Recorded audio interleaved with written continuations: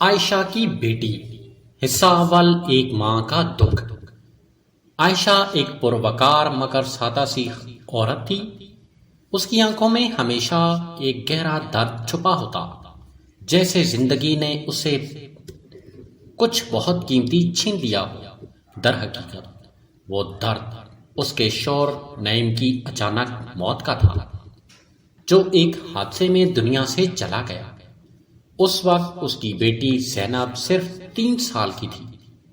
نعیم کی وفات کے بعد عائشہ نے زندگی کے طوفانوں کا تنہا سامنا کیا۔ اس نے سلائی کڑھائی، بچوں کو ٹیوشن پڑھانا اور حتیٰ کہ گھروں میں صفائی تک کا کام کرنا شروع کر دیا، مگر اس کی ایک ہی خواہش تھی کہ میری بیٹی پڑھ لکھ کر اپنے پیروں پر کھڑی ہو، کسی پر بوجھ نہ بنے۔ حصہ دوم زینب کی پرورش۔ زینب ایک خاموش، حساس، سمجھدار بچی تھی۔ اپنے والد کے نہ ہونے کا اثر اس پر گہرا تھا۔ جب وہ چھوٹی تھی تو کبھی کبھی اپنے باپ کی تصویر سے لپٹ کر سو جاتی۔ وقت گزرتا گیا، زینب سکول گئی اور عائشہ نے دن رات محنت سے اس کی تعلیم کو جاری رکھا۔ زینب کے لیے اس کی ماں ہی سب کچھ تھی۔ وہ عائشہ کو دیکھتی اور سوچتی کہ یہ عورت اتنی مضبوط کیسے ہے، ہر صبح نئی امید کے ساتھ جاگتی ہے، ہر شام تھکی ہاری مگر مطمئن ہوتی ہے۔ زینب کو کبھی کسی چیز کی کمی محسوس نہیں ہونے دی گئی، مگر وہ جانتی تھی کہ اس کی ماں نے اپنی خوشیوں کو قربان کر دیا۔ حصہ سوم تبدیلی کا وقت۔ جب زینب 13 سال کی ہوئی تو اس میں جسمانی اور ذہنی تبدیلیاں آنے لگی۔ وہ اپنے ارد گرد کی دنیا کو نئے انداز سے دیکھنے لگی۔ ایک دن اسکول کی ایک سہیلی نے کہا، میری خالہ کی بیٹی کو تو 14 سال کی عمر میں شادی ہو گئی تھی، اب تو وہ 2 بچوں کی ماں ہے۔ زینب کو یہ سن کر حیرت ہوئی، پھر وہ سوچنے لگی، شاید میری بھی شادی ہو جائے۔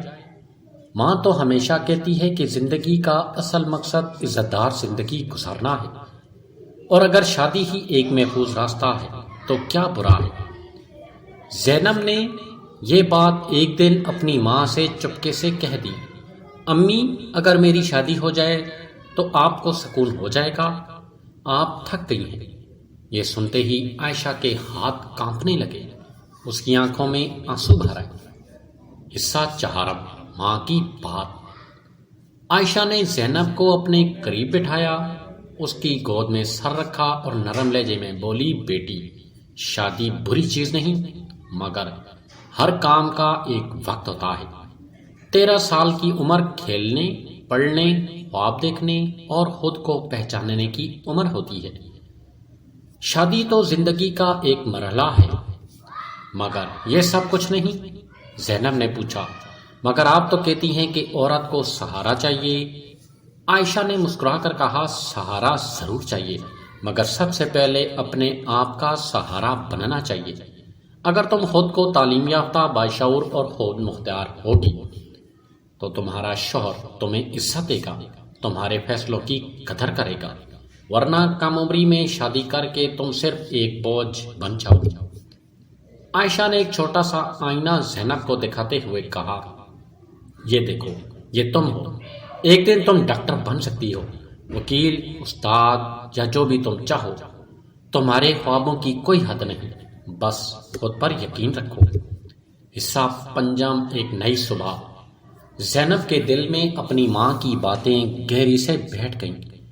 اس نے اس دن سے فیصلہ کر لیا کہ وہ بھی شادی کے بارے میں نہیں سوچے گی، بلکہ تعلیم پر دھیان دے گی۔ اب وہ ہر صبح نئے جذبے کے ساتھ اسکول جاتی، ماں کے خواب کو اپنا خواب سمجھ کر۔ عائشہ نے بھی زینب کے چہرے پر روشنی دیکھی، جو ایک ماں کو سکون دیتی ہے۔ اس نے دل ہی دل میں شکر ادا کیا کہ اس کی بیٹی نے وقت سے پہلے زندگی کا بوجھ اٹھانے کی ضد نہیں کی۔ عشاء سے شب۔ کامیابی کی کہانی۔ سال گزرتے گئے، زینب نے میٹرک میں پورے شہر میں ٹاپ کیا، پھر کالج اور یونیورسٹی میں اسکالرشپ پر تعلیم حاصل کی۔ وہ ڈاکٹر بنی اور ایک دن اس نے اپنی ماں سے کہا، امی آپ کی بیٹی اب آپ کا سہارا بن گئی ہے۔ عائشہ کی آنکھوں میں خوشی کے آنسو تھے۔ وہ جانتی تھی کہ اس نے جو سبق بیٹی کو دیا تھا وہ صرف الفاظ نہیں، ایک راستہ تھا، ایک ایسا راستہ جو ہزاروں بچیوں کے لیے مثال بن سکتا ہے۔